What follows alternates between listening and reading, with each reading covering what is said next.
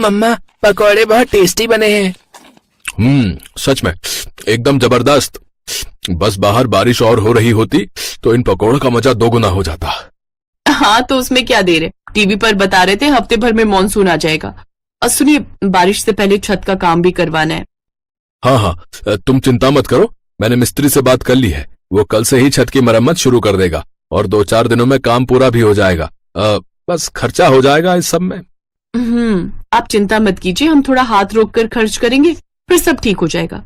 लेकिन छत की रिपेयरिंग जरूरी है, वरना बारिश में इस बार भी छत टपकने लगी तो बड़ी मुसीबत हो जाएगी। सही बोल रही हो। चलो अब मैं चलता हूँ, शाम को मिस्त्री आएगा तो उसे पूरी छत दिखा देना। अच्छा जी आप चिंता मत कीजिए। ये एक मिडिल क्लास परिवार है। यहाँ कमाई जरूरत के हिसाब से है, लेकिन खुशियां भरपूर हैं। किसी को किसी से कोई शिकायत नहीं। 2 कमरों का अपना छोटा सा मकान है और रहने वाले बस 3। भैया, पिछली बार यहाँ से बहुत पानी टपका था, तो यहाँ थोड़ा ज्यादा मसाला लगाना, और वो वहाँ पर भी। अरे मैडम जी, यहाँ वहाँ नहीं, आपकी पूरी छत पर मसाला लगेगा। भाई साहब ने जितना बताया था उससे ज्यादा का काम है आपका। खर्चा बढ़ेगा। अच्छा, वो आप इनसे बात कर लीजिएगा, पर काम तो करवाना ही है, वो भी बारिश शुरू होने से पहले। खर्च बढ़ा, लेकिन फिर भी किसी तरह मैनेज करके छत की मरम्मत अच्छे से हो ही गई, और वो भी बिल्कुल ठीक वक्त पर। उधर बारिश भी बिल्कुल ठीक वक्त पर शुरू हो गई। और फिर आहा, कितना बढ़िया मौसम है। मीरा, अब बनाओ तुम पनीर के पकौड़े। हाँ ऐसा करो, आप थोड़ा पनीर ले ही आओ, फिर सिर्फ उन लोगों के लिए पनीर के पकौड़े भी बना दूंगी। ठीक है, तुम बाकी सामान की भी लिस्ट बना दो, मैं सब ले आता हूँ। शालिनी संजीव की बड़ी बहन थी, जो अचानक ही अपने परिवार के साथ उसके घर आ रही थी। बारिश में भीगते हुए संजीव सारा सामान लेकर आया और मीरा फटाफट काम में लग गई। और फिर कुछ ही देर में शालिनी अपने पति सुरेश और बेटे शिवम के साथ संजीव के घर पहुंच गई। पाए लागू दीदी, कैसी आप?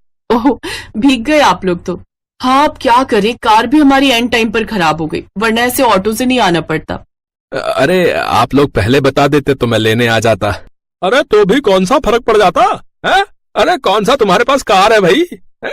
आना तो फिर भी ऑटो से ही पड़ता ना, वो भी इस कीचड़ से होकर।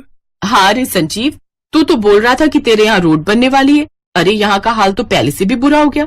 पता है, कोई ऑटो वाला इधर आने को राजी नहीं था। तेरे जीजा जी को 100 रुपए एक्स्ट्रा देने पड़े, तब जाकर माना ये ऑटो वाला। अब क्या कहूँ दीदी, कुछ महीने पहले सुना तो था कि रोड बनने वाली है, फिर बात आई गई हो गई। अब ये छोड़िए ना, मीरा ने गर्मा गर्म पनीर के पकौड़े बनाए हैं आप लोगों के लिए। और बताइए जीजा जी, फैक्ट्री का काम कैसा चल रहा है? अरे बहुत ही बढ़िया है? हमें तो सांस लेने की फुर्सत भी नहीं है, लेकिन क्या करें, तुम्हारी दीदी ने तुमसे मिलने की जिद पकड़ ली तो आना पड़ा सब छोड़ छाड़ कर। हाँ तो इकलौता भाई है मेरा। और सुन लीजिए, साफ साफ कह देती हूँ, इस बार अच्छे से रुक कर जाना है मुझे। पिछली बार की तरह नहीं कि बस 2-4 दिन रुक कर वापसी का टिकट बुक करने लगे। हाँ, दीदी बिल्कुल ठीक कह रही हैं। वैसे भी कौन सा आप लोग रोज रोज आते हो? क्या बात है, मीरा कुछ नहीं बोल रही? हमारा आना अच्छा नहीं लगा क्या उसे? अरे नहीं दीदी, बस सोच रही थी कि डिनर में क्या बनाऊं। शालिनी और उसका परिवार यहाँ मेहमान नहीं बल्कि बिन बुलाई आफत बनकर आए थे, जिसे ना चाहते हुए भी अब संजीव और मीरा को झेलना ही था।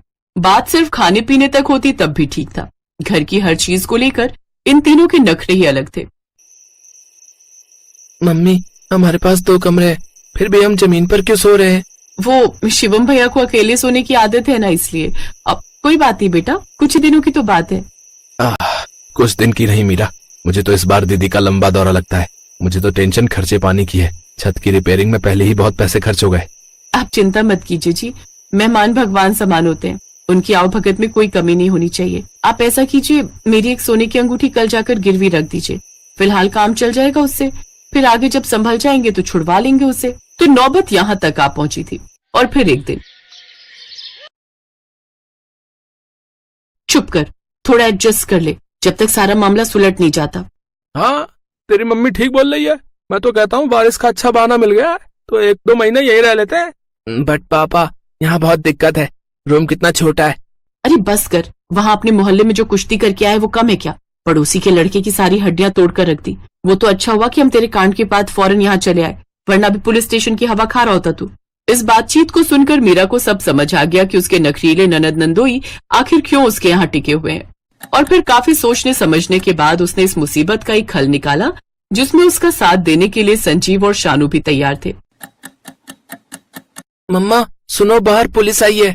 क्या पुलिस? पर क्यों? अब पता नहीं, सभी घरों में जाकर पूछताछ कर रहे हैं। लगता है किसी को ढूंढ रहे हैं। पड़ोस वाले शर्मा जी बता रहे थे कि कुछ मार पिटाई का मामला है। अभी बस हमारे यहाँ ही आने वाले हैं वो लोग। मम्मी अब क्या करें? हमें क्या करना है? जो करना है वो पुलिस करेगी और उसके साथ करेगी जिसे वो ढूंढ रही है। तुम क्यों टेंशन ले रहे हो भांजी जी? हाँ हाँ, हमें क्यों कोई टेंशन होगी? शालिनी आओ जल्दी से सामान पैक करो भाई। वो फैक्ट्री से फोन आया है, फैक्ट्री से। हम अभी निकलेंगे। अच्छा। अरे ऐसे कैसे? इतनी जल्दी नहीं जाने दूंगी मैं आप लोग को। और फिर आप लोगों के टिकट भी तो नहीं हुए। हाँ हाँ जीजा जी, बाहर बारिश भी बहुत तेज हो रही है। इस मौसम में कैसे जाएंगे आप लोग?